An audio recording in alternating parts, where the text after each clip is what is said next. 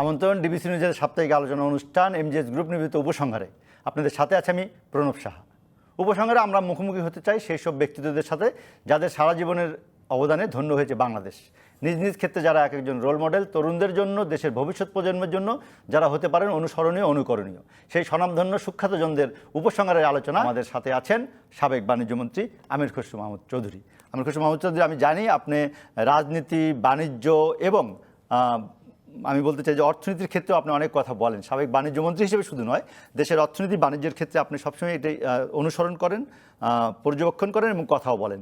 আমরা একটু আপনাকে এই জন্য কথা বলছি যে আপনি একটি স্বচ্ছ ব্যবসায়ী পরিবারের মধ্য দিয়ে আপনার গড়ে ওঠা। চট্টগ্রামের ব্যবসাও হলেও আপনার ঢাকা এবং জাতীয়ভাবেও আপনার একটা পরিচিতি সবসময় ছিল, রাজনীতির বাইরেও।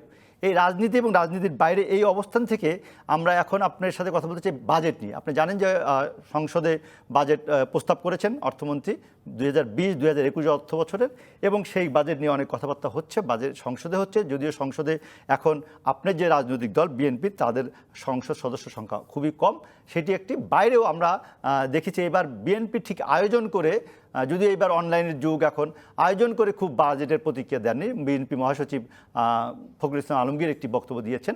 আপনি সেদিন আমি দেখেছি যে বাজেটের পরপর সেন্টার ফর পলিসি ডায়ালগের একটি ওয়েবিনারে আপনি খুব বড় করে বক্তব্য দিয়েছেন, আপনার মন্তব্যগুলো।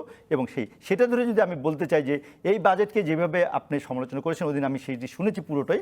আপনি কি বলবেন যে এই স্বাস্থ্য খাতের কথা বলবেন নিশ্চয়ই, কৃষিখাত আছে, অন্যান্য ক্ষেত্রে আছে। আমরা একটু শুরুতেই বলতে চাই যে আপনি কি এই বাজেটের এমন দু একটি ভালো জিনিস দেখেন কিনা, যেটি আপনি মনে করেন যেটি ঠিক হয়েছে, এটা দিয়ে শুরু করে বাকিটা আমরা আলোচনা অগ্রসর হতে চাই। আমির খসরু মাহমুদ চৌধুরী। আমি সেখানে যাওয়ার আগে আপনি বিএনপির আসলে বাজেট নিয়ে ভূমিকাটা একটু পরিষ্কার করে দাও। আমরা কিন্তু বিএনপির পক্ষ থেকে বাজেটের আগে কিন্তু একটা প্রণোদনা প্যাকেজ দিয়েছেন, বলেছেন, মেয়াদী, মধ্যমেয়াদী, দীর্ঘমেয়াদী বিস্তারিত প্রণোদনা প্যাকেজ দিয়েছি। শুধু প্যাকেজ না, একেবারে বিস্তারিত, সেটা করোনা মোকাবেলার জন্য, সরকারকে সহযোগিতা করার জন্য আমরা দিয়েছি এবং দেশের মানুষকে সহযোগিতা। পরবর্তীতে বাজেটের আগে আমরা কিন্তু আমাদের বাজেটের প্রস্তাবনা ভাবনা নিয়ে আরেকটা প্রস্তাবনা দিয়েছি, এবং বাজেট দেওয়ার পরে, বাজেটের পরে আবার আমরা কিন্তু আমাদের ভাবনাটা তুলে ধরেছি, আমরা কি ভাবছি নিয়ে। সুতরাং বিএনপির পক্ষ থেকে একেবারে বিস্তারিত এক্সারসাইজ করা হয়েছে, এবং অনলাইনেও বিএনপির যে থিঙ্ক ট্যাঙ্ক আছে, বিএনআরসি, বাংলাদেশ ন্যাশনাল রিসার্চ সেন্টার, সেখানেও কিন্তু অনলাইনে ডিসকাশন হয়েছে বাজেটের উপর। সুতরাং বাজেটের উপর আমাদের এক্সারসাইজ কিন্তু দীর্ঘ এক্সারসাইজ হয়েছে বিএনপির পক্ষ থেকে, কারণ বিএনপি হচ্ছে সে গভর্নমেন্ট ইন ওয়েটিং। এই দলটা বহুদিন বাংলাদেশের দায়িত্ব দেশ পরিচালনা করেছে। সুতরাং আমাদের পক্ষ থেকে বাজেটের উপর একেবারে যে এক্সারসাইজ করা হয়েছে, একেবারে দীর্ঘ এক্সারসাইজ করা হয়েছে। শুধুমাত্র যে ওই যে একটা সেক্রেটারি জেনারেল সাহেব একটা বক্তব্য তা নয় কিন্তু। আর বাজেটের ভালো দিকটা বলার আগে যে বাজেটের কনসেপ্টটা কি ছিল, বাজেটের দর্শনটা কি ছিল, সেখানেই তো আমাদের সমস্যা। এখন আমি যে ভালো দিকটা বলবো, এই বাজেটটা কোন প্রেক্ষাপটে হচ্ছে সেটাই তো আমাদের বুঝতে হবে। প্রেক্ষাপটটা হচ্ছে করোনা ভাইরাস কালীন সময়ে আমরা কঠিন একটা সময় অতিক্রম করছি, যেখানে জীবন জীবিকা দুটাই আজকে কঠিন সমস্যার মধ্যে আছি আমরা। তার আগে যে প্রেক্ষাপট, সেটা ছিল করোনাকালীন সময়ের আগে যে বাংলাদেশের অর্থনীতি কোথায় ছিল, এবং আমরা জানি যে সবগুলো মানদণ্ড, সূচক সবগুলো নিম্নগামী। কিন্তু প্রেক্ষাপটটা ছিল এটা যে করোনার আগে সব সূচকগুলো কিন্তু নিম্নমুখী ছিল, এবং অর্থনীতি অ্যাকচুয়ালি কার্ভ যদি আপনি দেখেন এটা নিম্নমুখী ছিল। আর করোনাকালীন সময়তে এটা আরো কঠিন সময়ের মধ্যে আমরা পড়েছি। এবং করোনাকালীন যে দর্শন, সেই দর্শন যেখানে অনুপস্থিত, যেখানে যে মানবতা, কল্যাণ, আপনার জীবন, সামাজিক নিরাপত্তা, স্বাস্থ্য সেবা, এগুলো যেখানে সবচেয়ে বেশি প্রাধান্য পাওয়ার কথা, এই বাজেটে তো সেগুলো কিছু আমরা কোনো প্রতিফলন দেখিনি। সবচেয়ে দুঃখজনক হচ্ছে, আমি ভালো দিকটা যে আপনি বলতে বলছেন, আসলে এই বাজেটের প্রেক্ষাপটটাই তো তারা কতটুকু বুঝতে পেরেছে সেটা আমরা জানি না। আমি সবসময় একটা কথা বলি, সেটা তারা একটা টেমপ্লেট আছে বাজেটের, ওই টেমপ্লেটকে এদিক সেদিক করে একটা বাজেট দিয়েছে। আচ্ছা, সুতরাং যেখানে বাজেটের কনসেপ্ট, দর্শন, ফিলোসফি এবং প্রেক্ষাপট আপনি কোনোটাই সঠিকভাবে নির্ধারণ করতে পারবেন না, সেই বাজেট নিয়ে আসলে আলোচনা করে খুব বেশি এগোনোর কিন্তু সুযোগ নেই। অর্থমন্ত্রী বলেছেন যে অর্থনৈতিক উত্তরণ ও ভবিষ্যৎ পথ পরিক্রমা, এই হলো তার দর্শন এবার নতুন বাজেটের। জি, বুঝিনি। অর্থমন্ত্রী বলেছেন আর কি তার বাজেট বক্তৃতায়, অর্থনৈতিক উত্তরণ ও ভবিষ্যৎ পথ পরিক্রমা। অর্থনৈতিক উত্তরণ করতে গেলে আপনার প্রথম যে চ্যালেঞ্জটা এই করোনাকালীন সময়ে, এবং আমি আগে বলেছি করোনাকালীন সময়ের আগে দেশে অর্থনীতি যেখানে ছিল, প্রথমে আপনাকে অ্যাড্রেস করতে হবে মানুষের জীবন এবং জীবিকা, তাদেরকে নিয়ে তো অর্থনীতি, অবশ্যই। এবং তাদেরকে জীবন বাঁচাতে হলে এই বাজেটের সবচেয়ে অগ্রাধিকার পাওয়া উচিত ছিল স্বাস্থ্য খাত, স্বাস্থ্য সেবা, চিকিৎসা, যেটা আমরা দেখেছি জিডিপির 1% নিচে, এবং এই অঞ্চলে যে সম্পন্নত দেশগুলো আছে আপনি যদি তুলনা করে দেখেন সবচেয়ে নিচে কিন্তু বাংলাদেশ। অথচ কিন্তু আমাদের অর্থনীতির আকার, জনসংখ্যা তাদের চেয়ে বহুগুণ বেশি কিন্তু ভারতকে বাদ দিয়ে। কিন্তু আমরা যদি দেখি যে স্বাস্থ্য খাতে যে বিনিয়োগ হয়েছে জিডিপির 1% নিচে। এটা কি কখনো জিডিপির 1% বেশি ছিল? 2%, 3% কি কখনো করেছিলাম আমরা বাজেটের স্বাস্থ্য খাতে? কথাটা ভেঙে যাচ্ছে। 2%, 3% কি কখনো হয়েছিল জিডিপির বাজেটে, অর্থ খাতে, স্বাস্থ্য খাতে? না না, এটা তো আমাদের যে আপনি বাজেটের আপনাকে মনে রাখতে হবে, একটা দেশের অর্থনীতি যখন বড় হতে থাকে, আপনি প্রথম প্রায়োরিটি হচ্ছে শিক্ষা, স্বাস্থ্য খাত দিয়ে আপনি দেশের যে মানব সম্পদ উন্নয়নের যে বিষয়টি আছে সেখানে আপনাকে এই দু জায়গায় বিনিয়োগ করতে হবে। কিন্তু বাংলাদেশে সেটা 1%-এর নিচে। এখন বিশেষ করে করোনাকালীন সময়ে 1%-এর নিচে থাকা মানে এটা লজ্জার ব্যাপার। আজকের বাজেটে সবচেয়ে বেশি গুরুত্ব পাওয়া উচিত ছিল স্বাস্থ্য সেবা। মানুষ রাস্তায় মরে যাচ্ছে, হসপিটালে ভর্তি হতে পর্যন্ত পারছে না, অক্সিজেনের অভাবে মরছে, আপনার আইসিইউ এর অভাবে মরছে, আপনি ভেন্টিলেটরের অভাবে মরছে। আপনি যেখানে দেশের মানুষ হসপিটালে ভর্তি না হয়ে রাস্তা রাস্তা ঘুরে বেড়াচ্ছে, বিভিন্ন হসপিটালে মারা যাচ্ছে রাস্তা, সেখানে আপনি আজকে যে জীবন রক্ষার জন্য যে প্রাধান্য দেওয়া ছিল সেটাকে দেন নাই, এবং জীবিকার বেলাও দেওয়া হয় না। জীবিকার বেলা কেন দেওয়া হয় না আমি আপনাকে বলি, যে আজকে বাংলাদেশের 85% মানুষ কিন্তু ইনফর্মাল সেক্টরে কাজ করে। ইনফর্মাল সেক্টরে কিন্তু এখন কারো কোনো কাজ নেই। আপনি চায়ের দোকান বলেন, রিক্সা বলেন, ভেন্ডর বলেন, যারা বলেন, সাধারণ মানুষ যারা দিনে এনে দিনে খায়, 85% মানুষের কিন্তু হাতে কোনো কাজ নেই। আপনি তাদেরকে যদি দুটো দিক থেকে, একটা হচ্ছে তাদের খাদ্য সরবরাহ, একটা হচ্ছে তাদের কাছে ক্যাশ ট্রান্সফার, এবং ক্যাশ ট্রান্সফার করতে আমরা যেটা বুঝাই, তাদেরকে মিনিমাম তাদের চলার মতো যে ক্যাশটা দিতে হবে, এটা দুটো দিক আছে। একটা হচ্ছে সে তার নিজের জীবন জীবিকা রক্ষা করতে পারবে, দ্বিতীয় হচ্ছে তার খরচের মাধ্যমে সে যে একটা চাহিদা সৃষ্টি করবে, তার মাধ্যমে আপনি ম্যানুফ্যাকচারিং উৎপাদন হবে এবং সাপ্লাই চেইনটা চালু হবে। সুতরাং এখানে একটা জীবন জীবিকা শুধু নয়, এখানে অর্থনৈতিক চাকাকে যদি আপনাকে সচল করতে হয়, আপনি তাকে খাদ্য সরবরাহ, দ্বিতীয় কথা হচ্ছে তার যে ক্যাশ ট্রান্সফার, এই টাকাটা কিন্তু সরকারের তহবিলে যে টাকা আছে, এটা বাংলাদেশের মানুষের টাকা, এবং এই টাকা এই দুর্দিনে তার জীবনের জন্য খরচ যদি করতে না পারে, এবং এইটা খরচ না করে অর্থনীতির যে স্টিমুলেট করে, উজ্জীবিত করে, যে সচল করার যে প্রক্রিয়া, সেটা না করে আপনি যদি আনপ্রোডাক্টিভ সেক্টরে, যেখানে প্রায়োরিটি এই মুহূর্তে নাই, যেমন আপনি রূপপুর পাওয়ার প্ল্যান্ট, 1,13,000 কোটি টাকা পাওয়ার প্ল্যান্ট, আমি এটার স্বচ্ছতা নিয়ে, দুর্নীতি নিয়ে এই মুহূর্তে আলোচনায় যাব না, কিন্তু এইটার কোনো প্রায়োরিটি অগ্রাধিকার এই মুহূর্তে নাই। আপনি বড় বড় এই যে অবকাঠামোগত যেগুলো যে খাতগুলো আছে, এগুলোর প্রায়োরিটি এখন নাই। এগুলো আমরা আপাতত স্লো করতে পারি, স্থগিত করতে পারি, এবং এগুলো বিশ্বের যে কোনো দেশে আজকে ব্যবসা বাণিজ্য আপনি দেখেন যে বিভিন্ন অর্ডার ক্যান্সেল হয়ে যাচ্ছে, ব্যবসা বন্ধ হয়ে যাচ্ছে, ফ্যাক্টরি বন্ধ হয়ে যাচ্ছে, যেহেতু তাদের কোনো ডিমান্ড নেই। এবং এই জন্য কিন্তু তারা খরচ কমিয়ে আনছে বিভিন্ন খাতে, অস্টেরিটি মেনটেন করছে।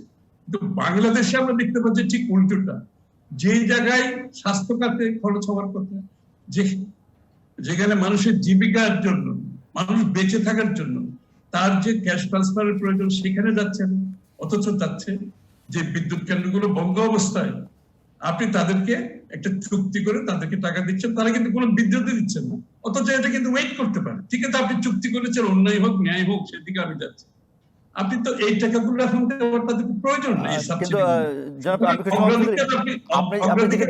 না দিয়ে আপনি অর্থনীতিকে একদিকে অচল করে দিচ্ছেন, মানুষের জীবনকে আপনি অচল করে দিচ্ছেন এবং জীবিকা অচল করে দিচ্ছেন। আপনি যদি বলছেন স্বাস্থ্য খাতে, স্বাস্থ্য খাতে তো অর্থমন্ত্রী বলছেন যে উনি থোক বরাদ্দ 10,000 কোটি টাকা রেখেছেন এবং এডিবি এবং বিশ্বব্যাংকের দুটি 1,127 কোটি এবং 1,366 কোটি 2,000 কোটি টাকা দুটি প্রকল্প চলমান আছে। তারা বলছেন যে তারা 2,000 ডাক্তার নিয়োগ দিয়েছেন, তারা 6,000 নার্স দিয়েছেন, তারা আরও প্রায় 2,000 মেডিকেল টেকনোলজিস্ট নিয়োগ দিতে যাচ্ছেন। তো এই খাতে তো তারা খরচ করবেন, এটুকু তো আমাদের রেভিনিউ বাজেটে থাকছে। তারা তো বলছে তারা তো করে যাচ্ছেন। সেই ক্ষেত্রে আর এই থোক বরাদ্দের বাইরে কোথায় টাকাটা দিলে ভালো হতো বলে আপনি মনে করেন, বা স্বাস্থ্য খাতে শুধু টাকা বরাদ্দ না, ব্যবস্থাপনার কোন জায়গাটা আপনার পরামর্শ থাকবে?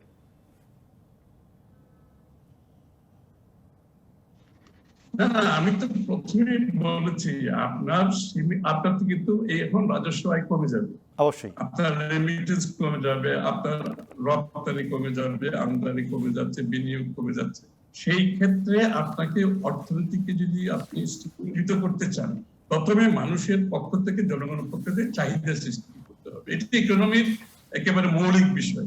আপনি তার যদি হাতে টাকা না থাকে, সে যদি ব্যয় করতে না থাকে, তার চাকরিও না থাকে, তাহলে আপনি পণ্যটা সে উৎপাদন করবে কি, সাপ্লাই করবে কি? এটা একেবারে মৌলিক বিষয়। এই জন্য বিভিন্ন দেশে আপনি দেখবেন ক্যাশ ট্রান্সফার করছে, এবং সেই ক্যাশ ট্রান্সফারের মাধ্যমে আপনি জনগণের যে চাহিদা সৃষ্টি করবে, তার বিপরীতে আপনার এই উৎপাদন হবে, উৎপাদনের মাধ্যমে আপনার সাপ্লাই চেইনটা চালু থাকবে। সেটা হচ্ছে একেবারে মৌলিক বিষয়। তারা সেখান থেকে সরে গেছে। তারপরে আপনার শুরুতেই যে 1,05,000 কোটি টাকার প্রণোদনা প্যাকেজ দিলেন মাননীয় প্রধানমন্ত্রী সব খাতের জন্য, সেটা কি কাজ করবে না? 1,05,000 কোটি টাকা যে প্রণোদনা আগে দেওয়া হলো, সেটি কি কোনো কাজে আসবে না? আমি আপনাকে বলি, 1,05,000 টাকার মধ্যে 1,05,000 টাকার মধ্যে 77,000 কোটি টাকা হচ্ছে ঋণ। সুতরাং এই যে প্রণোদনার কথা বলছে, এটা কিন্তু পুরো একটা ঋণ নির্ভর প্রণোদনা, এবং 77,000 কোটি টাকা দেবে ব্যাংকগুলো। কিন্তু সরকারের এখানে কিছু নাই, তারা শুধুমাত্র সুদের জন্য একটা সাবসিডি দিবে, 2-3 হাজার কোটি টাকা আসবে। সুতরাং এটা কিন্তু আরেকটা কিন্তু জনগণকে প্রতারণার সামিল। আপনি প্রণোদনার নামে আপনি ঋণ দেবে ব্যাংক, এটাকে আপনি তো প্রণোদনা প্যাকেজ এনে প্রণোদনা বলতে পারেন না। যেখানে গার্মেন্ট শ্রমিকরা, যারা মালিকরা বেতন দিতে পারছে না, তারা এই ঋণ নিতে পারবে, এবং দেখা যাচ্ছে ব্যাংকের যে তারল্য সংকট, সেই ঋণও তারা দিতে পারতেছে না, কারণ ব্যাংকের টাকা তো সরকার নিয়ে গেছে। প্রথম 6 মাসে সরকার ব্যাংক থেকে যে পরিমাণ টাকা নিয়ে গেছে, এটা তারল্য সংকট সৃষ্টি হয়েছে। সেখানে ব্যক্তি খাতের জন্য তারল্য সংকট যেটা সৃষ্টি হয়েছে, বিনিয়োগ তো দূরের কথা, তাদের যে ব্যবসায়িক কার্যক্রম চালানো, শিল্পের যে কার্যক্রম চালানো, সেটা কঠিন হয়ে পড়েছে। কিন্তু বাজেট উত্তর সংবাদ সম্মেলনে বাংলাদেশ ব্যাংকের গভর্নর বলেছেন, আমির খুশি মাহমুদ, বাংলাদেশ ব্যাংকের গভর্নর বলেছেন যে 1,13,000 কোটি টাকা উদ্বৃত্ত আছে, ফলে তারল্য সংকট আছে। এটা তো বাংলাদেশ ব্যাংকের গভর্নর মানতে রাজি নন। না, গভর্নর কি মানতে রাজি আছে না আছে আমরা তো জানি না। বাংলাদেশের আর্থিক খাত সম্বন্ধে আর কারো জানানো অজানা নয়। আমরা সবাই জানি বাংলাদেশের আর্থিক খাত এখন কোন পর্যায়ে আছে, এবং আর্থিক খাত এমন খারাপ পর্যায়ে আছে, আমাদের ভয় হচ্ছে বাংলাদেশের যে সামষ্টিক অর্থনীতি গত 30 বছরে আমরা যে এখানে এসে পৌঁছেছি একটা স্থিতিশীলতায়, আমার ভয় হচ্ছে বাংলাদেশের আর্থিক খাতের কারণে এই সামষ্টিক অর্থনীতিটা ভঙ্গ হয়ে যায়। কারণ ব্যাংক থেকে আপনি বোধহয় জানেন না, নন পারফরমেন্স লোন যে টাকা নেওয়া হয়েছে, এটা সত্যিকার অর্থে যদি এখন 40% আসে, এরপরে আর্থিক খাত বলে কিছু আছে বলে আমার মনে করার কোনো কারণ নাই। আমার সেটা দ্বিতীয় কথা হচ্ছে, আরেকটা জায়গা হচ্ছে আপনি মূলধন আহরণের, সেটা হচ্ছে শেয়ার বাজার। শেয়ার বাজার কমপ্লিটলি নিয়ন্ত্রিত ভাবে ধ্বংস করে দেওয়া হয়েছে। আমি এটাই বলবো, আমরা আলোচনা করবো, একটু বিরতিতে যেতে হবে। আমি খুশি মাহমুদ, একটি বিরতি দিয়ে যেতে আসবে। এই বিরতির পরে এসে আমি আপনি শুনবো, আপনি একই সঙ্গে শেয়ার বাজারটাও বলবেন। এবং সে আরেকটি হলো যে করের যে আয়সীমা 3 লাখ টাকা বাড়ানো হলো, যদিও আমাদের আয়কর আহরণ এবং রাজস্ব খাতের যে ঘাটতির কথা আপনি বলছেন, এটি সবাই বলছেন, এই ঘাটতি পূরণ হবে কিভাবে তার কোনো রূপরেখা আমরা জানি না। গত বছরের যে রাজস্ব সীমা ছিল তা পূরণ করতে পারেনি রাজস্ব বোর্ড, এবারও পারবে এটা আমরা মনে করি না। তাহলে এই টাকা আসবে কোত্থেকে, সেই ক্ষেত্রে আপনার আলোচনাটা আমরা শুনবো বিরতির পরে ফিরে এসে। দর্শক, আমরা এমজেএস গ্রুপ নিবেদিত উপসংহারে আছি। আমরা কথা বলছিলাম আমির খসরু মাহমুদের সাথে। বিরতির পরে এসে আবারও কথা হবে তার সাথে, আমাদের সঙ্গে থাকুন।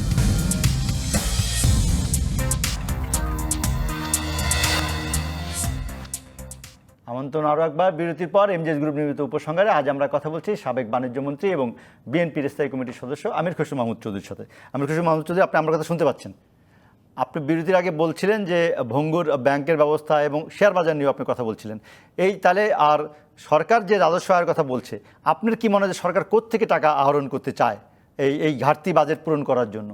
আপনার কি মনে হয় বা পরামর্শ কি, কোথায় খরচ কমালে সরকারের এই সাশ্রয় থেকে কিছু টাকা তারা খরচ করতে পারবে? আপনি অবশ্য মেগা প্রজেক্ট বন্ধ করতে বলছিলেন, সেক্ষেত্রে রূপপুর বন্ধ করা যাবে কিনা, বা পদ্মা সেতু প্রকল্প বন্ধ রাখা যাবে কিনা, বা প্রশাসনিক ক্ষেত্রে আর কোথায় ব্যয় কমানোর সুযোগ আছে? আমি বলছি, প্রথমে অপ্রয়োজনীয় ব্যয় বন্ধ করতে হবে, অথবা স্থগিত করতে হবে, অথবা কমাতে হবে। এটা একেবারে ক্লিয়ার কাট একটা ইস্যু। এবং যেগুলো অপেক্ষা করতে না পারার কোনো কারণ নাই। আপনি বলে প্রাইভেট বিজনেসে ফোর্স মেজর বলে একটা কথা আছে, যে এরকম একটা কঠিন সময়ে যারা কন্ট্রাক্ট করে তাদেরকে বলা হয় যে আমরা এই কারণে সমস্যা হচ্ছে, সুতরাং এটা স্থগিত করো অথবা ক্যান্সেল করো, যাই করো। যাদের সাথে আমাদের এই বড় বড় মেগা প্রজেক্টে কাজ করছে তাদের সাথে তো সম্পর্ক ভালো, তাদেরকে বলতে অসুবিধা কি যে এই প্রজেক্ট গুলো স্লো করো। আমাদের আপাতত ইলেকট্রিসিটি যে চুক্তিগুলো করেছে, যারা বসে বসে টাকা দিচ্ছে পাওয়ার না দিয়ে, তারা তো অনেক টাকা রোজগার করেছে ইতিমধ্যে। তাদেরকে বলতে হবে তোমাদের ঠিক আছে, আমরা চুক্তি করেছি, ভালো করেছি, খারাপ করেছি, এই পয়সা এখন দেওয়া যাবে না, ইউ হ্যাভ টু ওয়েট। সুতরাং এই টাকাগুলো প্রথমে আপনাকে সাশ্রয় করে আপনার রাজস্ব ভান্ডারে আনতে হবে। দ্বিতীয় কথা হচ্ছে যে আপনি যে সমস্ত জায়গায় ট্যাক্স নেটওয়ার্ক বড় করতে হবে, আমরা সবসময় বলে আসছি, এটা অবশ্যই করতে হবে, ট্যাক্স নেটওয়ার্ক বড় করতে হবে। দ্বিতীয় হচ্ছে যে আমাদের এই বিদেশি যারা এখানে কাজ করছে এদেরকে নেটওয়ার্কে আপনাকে আনতেই হবে। থার্ড হচ্ছে যে মাল্টিন্যাশনাল কোম্পানিগুলো সম্বন্ধে অনেকগুলো কথা আছে, যে প্রাইস ট্রান্সফার নিয়ে ইস্যু আছে, একটা সেলও আছে, সেই সেল কি কাজ করছে আমরা জানি না, সেখান থেকে আপনাকে রেভিনিউ বাড়াতে হবে। তারপরে এখানে যেরকম সোনার উপর ভিএটি উইথড্র করেছে, লজ্জার ব্যাপার, বাংলাদেশের মানুষ খেতে পারছে না, আপনি সোনার উপর ভিএটি উইথড্র করছেন কার জন্য, কার সাথে? আপনি তো সোনার উপর এই সমস্ত, বরঞ্চ এই সোনা বলেন, টোবেকো বলেন, লাক্সারি গুড যেগুলো আছে, এগুলোর উপর আপনার তো শুল্ক বাড়াবেন, এগুলোর উপর শুল্ক কমানোর তো কোনো সুযোগ নেই। আমির খসরু মাহমুদ, উল্টো হলো, আমরা বাজেটে ভ্যাট উইথড্র করলাম স্বর্ণের উপর, কিন্তু আন্তর্জাতিক বাজারে স্বর্ণের দামটা বেড়ে গেল, ফলে বাংলাদেশেও কিন্তু স্বর্ণের দাম বাড়াতে হয়েছে। মানে আমরা তো বাজেটে প্রস্তাব করেছি যে ভ্যাট উইথড্র হবে স্বর্ণের উপর, গোল্ডের উপরে, কিন্তু আমরা দেখছি আন্তর্জাতিক বাজারে স্বর্ণের দাম বেড়ে গেছে জন্য স্বর্ণের দাম অনেক বাড়ানো হলো, প্রায় 13,000 টাকা প্রতি ভরিতে বেড়ে গেছে, আমরা যদি কালকের খবর দেখি আর কি। না, আমার তো স্বর্ণের উপর এই মুহূর্তে ভ্যাট উইথড্র করার কোনো কারণ নাই, কারণ বাংলাদেশের যে সংকটের দিকে আমরা যাচ্ছি, 2 দিন পরে গরিব মানুষ স্বর্ণ বিক্রি করে তার চলতে হবে, বরঞ্চ সেই স্বর্ণের দাম কমিয়ে আমাদের গরিব মানুষগুলো তাদের লোকসান হবে। কারণ স্বর্ণ তো কোনো, স্বর্ণ বলেন, টোবেকো বলেন এবং লাক্সারি গুড যেগুলো বলেন, এগুলো তো ডিউটি কমান, বরঞ্চ উল্টে আপনি যেখানে আজকে ভার্চুয়াল যে আমরা কথা বলছি, টেলিমেডিসিন হচ্ছে, মানুষ বাসায় বসে কাজ করছে, তারপরে আপনার বাসায় বসে ক্লাস করছে, আপনি এই ইন্টারনেট সেবা টেলিফোনের উপর আপনি শুল্ক বাড়িয়ে দিয়েছেন, এর থেকে লজ্জার বিষয় তার কিছু হতে পারে না। বরঞ্চ আপনি এখানে ইনসেন্টিভ দিয়ে সাধারণ মানুষকে সম্পৃক্ত করে এই যে ভার্চুয়াল ওয়ার্ল্ডে আমরা কিভাবে দেশকে সামনের দিকে নিয়ে যেতে পারি, সাধারণ মানুষকে সম্পৃক্ত করে এই সুযোগে টেকনোলজি ব্যবহার করে উল্টো তার উপরে আপনি শুল্ক বসিয়ে দিয়েছেন। সুতরাং আপনি যেখানে শুল্ক বসানো, যেখান থেকে শুল্ক আনার, সেখানে চেষ্টা না করে সাধারণ মানুষের উপর বারবার চালাচ্ছে। ভিএটিও তারা দিচ্ছে, ওই 100 টাকার আপনি চার্জ করতে টেলিফোনে, মোবাইলে টাকা সরকার নিয়ে যাচ্ছে, এই মানুষটা বিএডি দিচ্ছে, এই মানুষটার থেকে আমরা বারবার সাধারণ মানুষ থেকে টাকা নিচ্ছি আর একটা গোষ্ঠীকে সুবিধা দিচ্ছি। কালো টাকা সাদা করে কালো টাকা সাদা করার তো বরাবরই সব সরকারই তো দিচ্ছে, তো সেটা কি বন্ধ করা উচিত না, কালো টাকা সাদা করার এই সুযোগটা? অবশ্যই, আমি তো বলেছি কালো টাকা সাদা করার, কালো টাকা সাদা আপনি কাদেরকে করতে দিয়েছেন? ক্যাশ টাকাও করতে দিয়েছেন, আপনি ওই জমি যারা কিনেছে তাকেও দিয়েছেন, আপনি যারা দালাল করছে তাকেও দিয়েছেন, আর যার কাছে সিকিউরিটি হচ্ছে তাকেও দিয়েছেন। এইটা তো ধরেন, এবং দিয়েছেন কি সে সাদা করবে এবং সাদা করার পরে কি করবে সেটাও বলবে। আমি আপনাকে একটা উদাহরণ দিই, বিএনপির সময় আমরা কিন্তু 2005-এ কালো টাকা সাদা করার সুযোগ দিয়েছিলাম। কেন দিয়েছিলাম? দুটো কারণ আছে। একটা হচ্ছে তখন ট্যাক্স, ব্যক্তি খাতে ট্যাক্স রেট ছিল 50%, একটা অযৌক্তিক ট্যাক্স রেট, এটাকে আমরা 25% নামিয়ে এনেছি, বর্তমান সময়ে এটাকে আবার 30% নিয়ে গেছি। দ্বিতীয় কথা হচ্ছে আমরা ওই সুযোগটা 25% এনে আমরা বলেছি আপনারা কালো টাকা সাদা করতে পারবেন, তবে শিল্পে এবং বাণিজ্যে মেনে করতে হবে। এবং আমরা শুধু সেটা বলি নাই, সেটা আমরা ফলো করেছি, এলসি হয়েছে কিনা, মেশিনারি আসছে কিনা, এবং এটা একটা ভালো ফল পাওয়া গেছে, যার কারণে আমাদের সময় 7.06% প্রবৃদ্ধি হয়েছে, 26% আপনার প্রাইভেট ইনভেস্টমেন্ট প্রবৃদ্ধি হয়েছে, যেটা গত 12 বছরে 23% অতিক্রম করতে পারেনি। সুতরাং এই যে পলিসি মেকিং এ এই ডিসিশন গুলো আপনাকে যদি সঠিকভাবে না নিয়ে আপনি কোন গোষ্ঠীর জন্য কাজ করেন, আপনি যদি ব্যবসার পরিবেশটা এমন করেন যেখানে একটা গোষ্ঠী ব্যবসা করেন, যে সাধারণ ব্যবসায়ীদের এখানে সুযোগ থাকবে না, তারা তো এখান থেকে সরে যাবে, যে কারণে বিনিয়োগ বাংলাদেশে বাড়ছে না, ঋণ প্রবাহ কমে যাচ্ছে। এবং আপনি দেখেন ইজ অফ ডুইং বিজনেস বাংলাদেশে একেবারে তল নীতি, ইজ অফ ডুইং বিজনেস। আর ব্যবসা বাণিজ্যে যে ধরনের রেন্ট সিকিং এবং কারাপশন চলছে, এখানে কোনো ভদ্রলোক ব্যবসায়ী প্রপার ব্যবসায়ী করে বিনিয়োগ করবে না, যে কারণে বিনিয়োগ বাড়ছে না বাংলাদেশে। এবং যদি ব্যক্তি খাতে বিনিয়োগ না বাড়ান, প্রবৃদ্ধি না হয়, আপনি কর্মসংস্থান সৃষ্টি হবে না, কর্মসংস্থান যেগুলো আছে এগুলো রাখতে পারবেন না। তাহলে কিসের ভরসায় অর্থমন্ত্রী 8.2 প্রবৃদ্ধি, জিডিপির প্রবৃদ্ধি 8.2 কিসের ভরসায় বললেন অর্থমন্ত্রী? আপনার কি মনে হয়? এটা তো একটা প্রশ্নবিদ্ধ কথা, আমি বলতে চাই না। আপনি যেহেতু বলেছেন, এই যে 8% বলা হয়, এগুলোর সাথে কিন্তু আসলে আমাদের অর্থনীতির অন্য যে ইন্ডিকেটর গুলো, এগুলো কোনো কিছু মিল নাই। কিন্তু আপনি যে কর্মসংস্থান দেখেন বাংলাদেশের নিম্নমুখী, এদের রিয়েল ইনকাম নিম্নমুখী, বিনিয়োগ নিম্নমুখী, আপনি সবগুলো মেজর ইন্ডিকেটর কিন্তু নিম্নমুখী। সুতরাং এগুলো নিয়ে যে বিতর্ক, সেই ভিতরে অনেক বড় বিতর্ক, সেটা আজকের এই ক্ষুদ্র আলোচনায়। কিন্তু গতকালও জ্বালানি প্রতিমন্ত্রী বলেছেন, আপনি যদি বলছেন যে রেন্টাল পাওয়ারে কেন আমরা এখন ভর্তুকি দেবো, এখন তো আমাদের বিদ্যুতের চাহিদা কমে গেছে করোনার কারণে, আমাদের প্রায় 10,000 12,000 নেমে এসেছে, কিন্তু আমরা 20,000 উৎপাদন করতে পারি। তো উনি বলেছেন যে এটা করে রাখতে হবে, কারণ নাইলে এটি যদি না হতো তাহলে আরও বেশি বিপর্যয় হতো এই গরমের সময়। উনি আরও বলেছেন যে জাপানিরা ব্যাপক বিনিয়োগ করছেন আমাদের মাদারবাড়ি কক্সবাজারে, তা বিনিয়োগ বিদেশি নাই, উনারা তো এটা মানতে চায় না। শুনেন, বিনিয়োগের একটা মূল্য আছে। আপনি যদি 10 কোটি টাকার প্রজেক্টকে 30 কোটি টাকা করে, তাহলে আপনাকে 30 কোটি টাকা ফেরত দিতে হবে। 30 কোটি টাকা ফেরত দিতে হলে আপনার যে ঋণের পরিমাণ বাড়বে, আপনার যে রিটার্ন অফ ইনভেস্টমেন্ট যে কমবে, এবং এটার দায় দায়িত্ব বাংলাদেশের অর্থনীতিকে বহন করতে হবে, মানুষকে বহন করতে হবে। এটাই হচ্ছে বড় প্রশ্ন আজকে। আপনি অবকাঠামোর নামে 10 কোটি টাকার একটা ফ্লাইওভারকে 30 কোটি টাকা খরচ করবেন, এবং প্রত্যেকটি প্রজেক্টে 10,000 11,000 কোটি টাকা এখন 30,000 কোটি টাকা হয়ে যাচ্ছে। তাহলে এইটা যে রিটার্ন অফ ইনভেস্টমেন্ট, এটার যে অল্টারনেটিভ অগ্রাধিকার ভিত্তিতে এই টাকা যদি আপনি অন্য জায়গায় বিনিয়োগ করতেন, এটার উপর যে রিটার্ন, এই জিনিসগুলো আজকে বাংলাদেশে একটা বিতর্কের প্রয়োজন আছে। এবং এই যে টাকাগুলো যাচ্ছে কোথায়, লক্ষ লক্ষ কোটি বিদেশে যে পাচার হচ্ছে, ওরা কোত্থেকে আসছে টাকা, এটা খুব চিন্তার বিষয়। সুইস ব্যাংকে যে বাংলাদেশের বিনিয়োগ ডেপোজিটারদের আকাশচুম্বী বাড়ছে সুইস ব্যাংকে, এগুলো এই টাকাটা কার টাকা, কোত্থেকে আসছে? এগুলোর সাথে কি অবকাঠামো বিশাল বিশাল প্রজেক্টের কোনো সম্পর্ক আছে কিনা, এটা তো ভেবে দেখার সময় আসছে আজকে। এবং এই টাকাগুলো তো বাংলাদেশের মানুষের টাকা। এই যে বিশাল বিশাল প্রজেক্টের নামে এই যে বিদেশের লক্ষ কোটি টাকা পাচার হচ্ছে, সুইস ব্যাংকের টাকা অঙ্ক বাড়ছে, এরা কারা? এবং সুতরাং এগুলো তো আপনাকে চিন্তা করতে হবে। আপনি যে কালো টাকা সাদা করতে দিচ্ছেন, কাকে একটা জমি কিনেছে তাকে দিচ্ছেন, এবং সে কিন্তু ওই টাকা বিনিয়োগের জন্য তাকে কোনো কম্পালশন দিচ্ছে না যে ঠিক আছে তুমি কালো টাকা সাদা করবা, তোমাকে কিন্তু শিল্পে বিনিয়োগ করতে হবে, সেটাও দিচ্ছেন না। 10% দিয়ে আপনি ক্যাশ টাকা সাদা করতে পারবেন, আবার 10% দিয়ে শেয়ার বাজারে 3 বছরের লকে এনে যেতে হবে।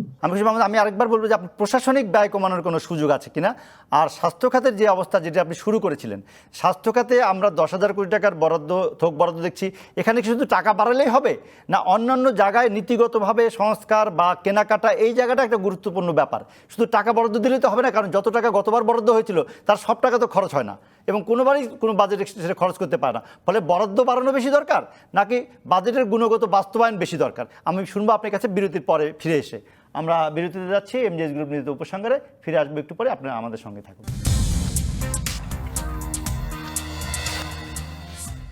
আমন্ত্রণ আরও একবার এমজেএস গ্রুপ নিবেদিত উপসংহারে। আজ আমরা কথা বলছি বিএনপির স্থায়ী কমিটির সদস্য এবং সাবেক বাণিজ্য মন্ত্রী আমির খসরু মাহমুদ চৌধুরীর সাথে।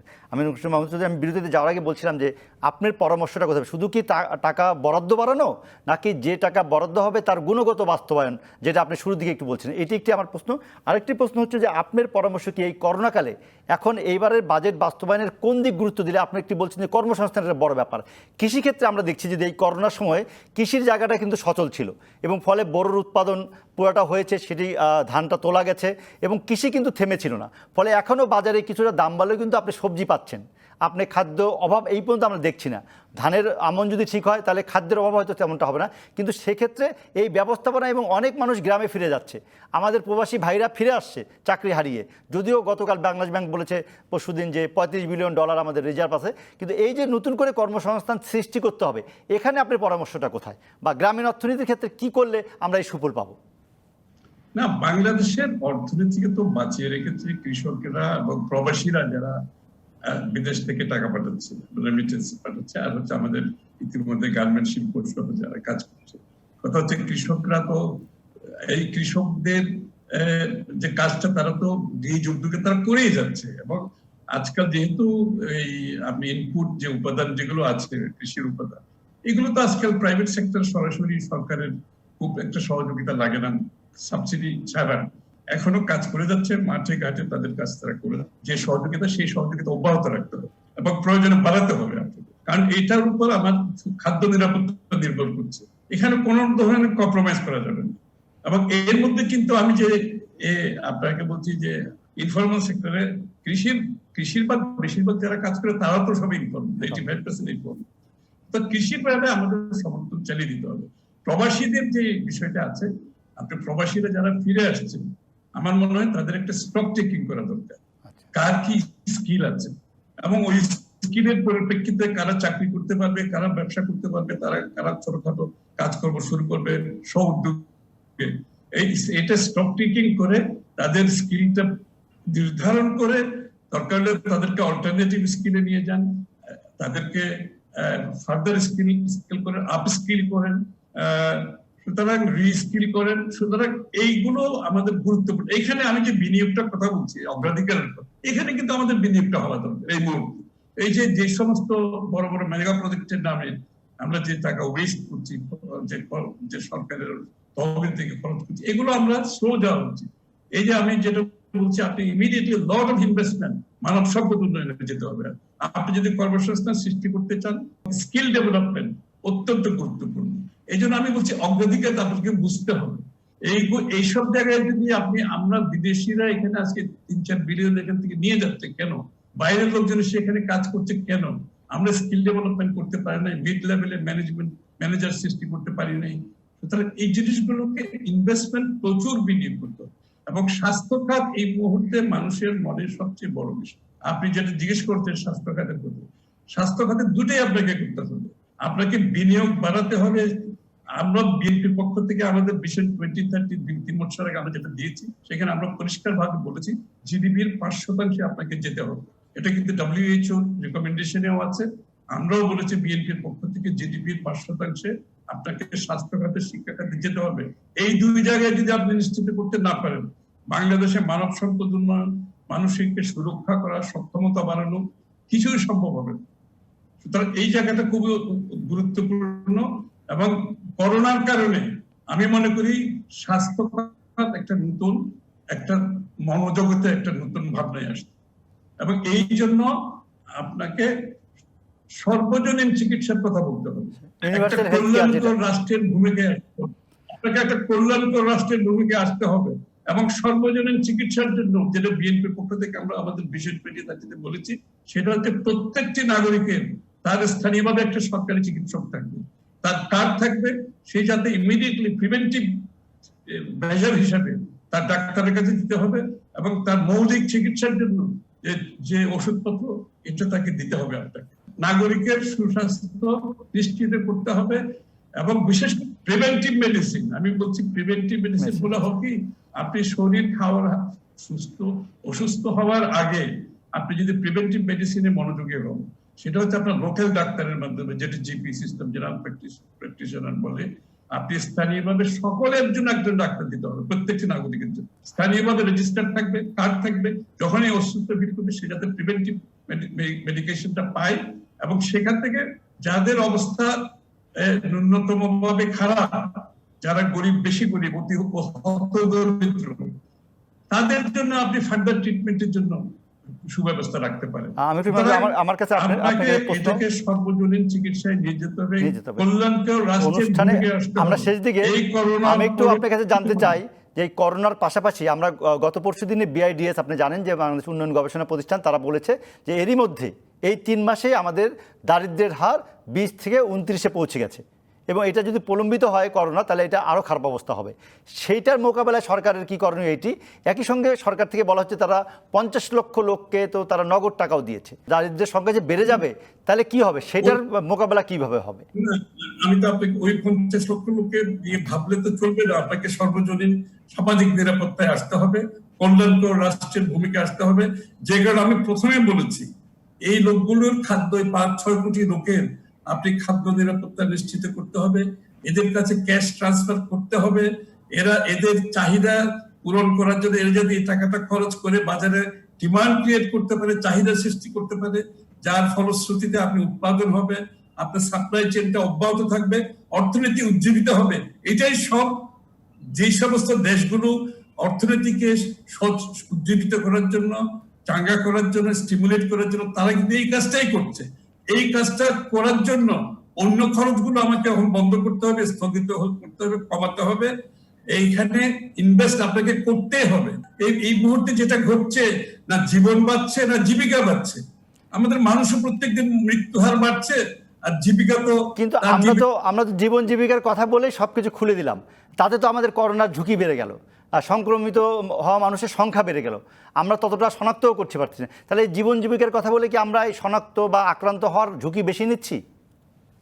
শুরু থেকে আমরা দেখতে পাচ্ছি যে আপনার টেস্টিং কিট নাই, টেস্টিং তো প্রথমে শুরুই হয়নি, অনেক বিলম্বে একটা টেস্টিং শুরু হয়েছে, তারপরে টেস্টিং কিটের অভাবে হতে পারছে না, তারপরে কোনো ট্র্যাকিং বলতে কিছু নাই। আপনি কোনো সমস্যার সমাধানের জন্য আপনার একটা স্টক টেকিং করতে হবে। আপনি কোথায় আছেন, কোথায় দাঁড়িয়ে আছেন সেটাই আপনি জানেন না, সেটার সমাধান কিভাবে করবেন? আপনাকে বিশাল সংখ্যায় আপনাকে টেস্টিং কিট দিয়ে করতে হবে, তারপরে ট্র্যাকিং ট্রেসিং করে, আর এদের সাথে আর যারা জড়িত আছে, এইটার সমাধান দিতে হলে আপনাকে আপনার স্টক টেকিং করে কোথায় আছেন সেটা সিদ্ধান্ত নিতে হবে। তারপরে আপনি সমাধানে যাবেন, কতটুকু আপনি ইকোনমি খুলবেন না খুলবেন, এই সব পরিপ্রেক্ষিতে। কিন্তু আপনি অন্ধকারে ঢিল ছুড়লে এই সমস্যা তো সমাধান হবে না। এবং আমরা তো দেখতে পাচ্ছি এই করোনা সমস্যা, সরকার তো অন্ধকারে ঢিল ছুটছে, এবং সরকারের চট্টগ্রামের যে অবস্থা আমি দেখতে পাচ্ছি, মানুষ রাস্তায় মরে যাচ্ছে প্রতিদিন। আমার পরিচিত লোকজন হসপিটালে ভর্তি হওয়ার সুযোগ নাই, হসপিটালে ভর্তি করাচ্ছে না। এমনকি সাধারণ রোগী যারা করোনায় আক্রান্ত হয় নাই, তারা হসপিটালে একটা অ্যাডমিশন পর্যন্ত পাচ্ছে না। যারা অ্যাডমিশন পাচ্ছে তারা অক্সিজেন পাচ্ছে না, অক্সিজেন পেলেও হাই ফ্লো অক্সিজেন নাই। অর্থাৎ এই অবস্থায় আপনি যে অবস্থায় আমরা যাচ্ছি, এগুলোকে আমরা সমাধান না দিয়ে আমরা যদি অন্য কোনো জায়গায় এদিকে অন্ধকারের ঢিল ছুটতে থাকি, তাহলে তো না করোনার সমাধান হবে না জীবিকার সমাধান হবে। এখন কোনোটাই হচ্ছে না, জীবনের সমাধান, জীবিকার সমাধান কোনোটাই হচ্ছে না। দুঃখের বিষয়, বাজেটে তার কোনো প্রতিফলন আপনি দেখতে পারলেন না। বাজেটের তো প্রশ্নই হচ্ছে না, বাজেটের প্রেক্ষাপটই তো বুঝতে পারলেন না ওরা। ওনারা যে প্রেক্ষাপট বাজেট দিয়েছেন এখানে করোনা চলাকালীন সময়, করোনা পরবর্তী সময় এর কোনো কিছু নাই। এছাড়া এই দেশের অর্থনীতি যে বাজেট করোনার আগে যে নিম্নগামী ছিল এগুলোকে অ্যাড্রেস করার জন্য যে সংস্কারগুলো সেগুলোও কিছু নাই। সুতরাং মানুষের যে প্রায়োরিটি, জীবন জীবিকা স্বাস্থ্য, এগুলোর কোনো প্রায়োরিটি আমরা এখানে দেখতে পাচ্ছি না। সুতরাং এগুলোর উপর আসলে আলোচনার খুব বেশি সুযোগ নেই। আপনাকে ধন্যবাদ আমির খসরু মাহমুদ চৌধুরী। আজকের মতো নিশ্চয়ই পরবর্তীতে আবার কথা হবে এবং আপনারাও নিশ্চয়ই কথা বলবেন বাজেট নিয়ে, এবং পরবর্তীতে আপনি যে বলছেন যে সার্বজনীন স্বাস্থ্যসেবা অবশ্যই আমাদের দরকার, সেটির ব্যাপারে আপনারা নিশ্চয়ই পরামর্শ দিতে থাকবেন। ধন্যবাদ আপনাকে এবং কৃতজ্ঞতা ডিবিসি নিউজকে সময় দেওয়ার জন্য। দর্শক, আজকের মতো শেষ করছি এমজেএস গ্রুপ নিবেদিত উপসংহার। ফিরবো আগামী শুক্রবার। থাকবেন নতুন অতিথি, থাকবেন আপনারা। ডিবিসি নিউজের সঙ্গে থাকুন 24 ঘন্টা।